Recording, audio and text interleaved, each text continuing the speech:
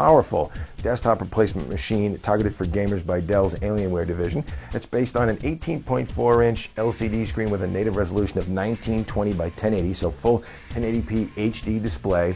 Has good brightness, contrast, and color uniformity, but it is a glossy display, so you do get a little bit of glare from time to time. But again, very crisp images and very good color reproduction with this display. We're very happy with that for sure. A very large notebook as well, obviously heavy. Weighs in at just under 12 pounds, 11.935 pounds to be exact for its starting weight. But under the hood, it's configured a ton of horsepower. Second generation Intel Sandy Bridge processor, Intel Core i7 2630QM to be exact, 2 gigahertz base frequency, 2.8 gigahertz turbo boost, and it has 6 meg of on-chip L2 cache on that chip. Also on board in our system is a 6 gig of DDR3 1333 system memory and a 750 gig 7200 RPM hard drive, as well as an 8X Super Multi DVD-RW slot load drive, and gigabit Ethernet, 802.11n wireless, a 9-in-1 flash card reader, 3 megapixel HD video and picture camera with dual digital microphones, and of course USB 2.0 and 3.0 ports, internal Bluetooth 3 as well. All the trimmings in this machine. Let's take you around it, show you what it's made of and how it runs. Now, in terms of graphics horsepower, we actually got 2 machines sent to us, one with a pair of AMD Radeon 6990M mobile graphics chips under the hood in crossfire mode for dual GPU performance, and one with a pair of NVIDIA GeForce GTX 580M mobile graphics processors under the hood for SLI dual GPU performance. These are the top 2 graphics chips from either camp for the mobile space, the fastest graphics processors you can find on the market. We got a pair of them from each camp, AMD and NVIDIA, configured in each machine for head-to-head gaming benchmarking goodness. Now, obviously, due to its size, the M18X has a very roomy and comfortable keyboard area with a full numpad here on the right-hand side. Keycaps are beveled with a flat black finish to them, very comfortable, lots of travel, good tactile response, and a very comfortable typing experience in general with the M18X. Obviously, the keycaps are also backlit, and as you can see, we've got the AlienFX control panel here, software loaded up on screen, and there are 8 zones that you can actually adjust the colors for just by navigating this color wheel and selecting a zone. So we'll select zone 4 here, and let's turn it to red. You can see that that's now changed its color. We'll go to 5, also make that red, and we'll go to 3, make that red, 2, and the last zone here on the left-hand side. Now we have a full red illuminated backlit keyboard, and again, all of the available colors on this color wheel in AlienFX control panel are available to change the colors in the keyboard. So nice feature there. Also up top here, you've got some special function buttons that are backlit as well, and you can change the color scheme for those.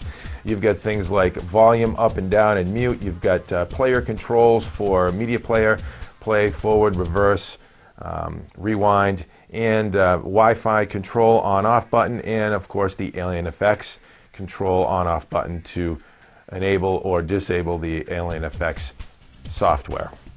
Now, you might be wondering what these backlit and accented grills are in the front here of the M18X, and they're actually speaker grills, believe it or not. Just backlit with a little bit of bling, and as you can hear, the sound quality of the speaker system in the M18X is actually pretty good, and that's a result of obviously this being a larger notebook, and as such, Dell could use larger speaker components in the build and construction of the audio system. We'll give you a listen here real quick.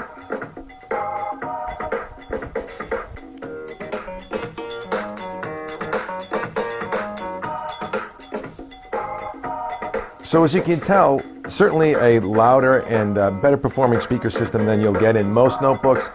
Good mid-range response, but not exactly that thumping bass that you're going to get from a true stereo speaker setup. But for notebook audio, pretty darn good. On the left edge of the machine is a Kensington lock port, gigabit Ethernet port, VGA output, HDMI display port, a pair of USB 3 ports, SPDIF, microphone, and a pair of headphone jacks. On the right edge of the machine is our slot load combo DVD-ROM drive. This is actually an express card slot, haven't seen one of those in a while. SD card slot, USB 2, eSATA, and this is actually an HDMI input port. And here we are on the back cover of the M18X, and as you can see, we've got that classic illuminated alien head, Alienware logo right there up top, looking sharp. Over here you've got a rubberized grip area, a no-slip grip, if you will. Actually kind of nice for holding the notebook in the crux of your hand. And then underneath here, some venting, a little bit more venting along the back side, and of course that DC power input right there. And finally, here we are on the belly of the M18X. The bottom side, and as you can see, lots of venting here for those dual GPUs and the CPU inside this rig. This is a very powerful notebook, obviously, so lots of venting required, and that Intel Core i7 as well as the NVIDIA or AMD GPUs do generate a fair bit of heat underneath here, so definitely a lap warmer, if you will. Custom engraving plate, alien engraving plate that you can have inscribed at the factory with your gamer tag or name, what have you.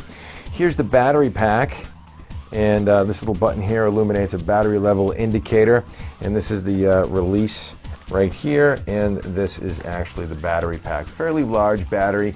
Incidentally, the notebook lasts about an hour untethered in what we would call some light duty gaming test conditions with a test we run called Battery Eater Pro. We would say that you might get a DVD's worth of untethered power just running on the desktop, you know, for about an hour and a half or so, perhaps under light duty use, again viewing a DVD or perhaps browsing the web. Under gaming though, in a heavy duty gaming condition, an hour or less untethered. Plug this thing into the wall, that's what it's made for. Desktop replacement machine that it is. And finally, here's a quick look at the M18X doing what it does best. We fired up Metro 2033. This is a DX11 based benchmark and game title, and we've set the resolution to 1920 by 1080. 4x anti-aliasing is turned on, 16x anisotropic filtering, and all the image quality settings are turned up to high. Really impressive visuals in this benchmark, and it is absolutely a GPU buster of a benchmark to be sure. However, we're going to pull down about 54 frames per second in the Crossfire setup, which is actually excellent for this benchmark, and that's with the dual Radeon HD 6990Ms in Crossfire. The dual NVIDIA GeForce GTX 580M SLI setup in the version of the M18X that we tested also pulled in the low 50s in this benchmark as well. Very comparable performance in the graphic subsystems between the two versions of the M18X that we tested. No matter which way you go, AMD or NVIDIA, they traded victories depending on the benchmark or the games that we tested them under. And so very comparable, powerful performance with just about any game or image quality setting that you could throw at them. MSRP for the Crossfire setup, the dual Radeon 6990s, was $2,400 as tested, and the MSRP for the NVIDIA GeForce GTX 580M SLI setup was about $3,100. So a little bit of a price disparity between the two configurations that we tested, to be sure, but a ton of performance under the hood for lots of gaming goodness and fun, sort of on the go in this desktop replacement gaming notebook by Alienware. I'm Dave Altavilla for HotHardware.com. Make sure you stop by our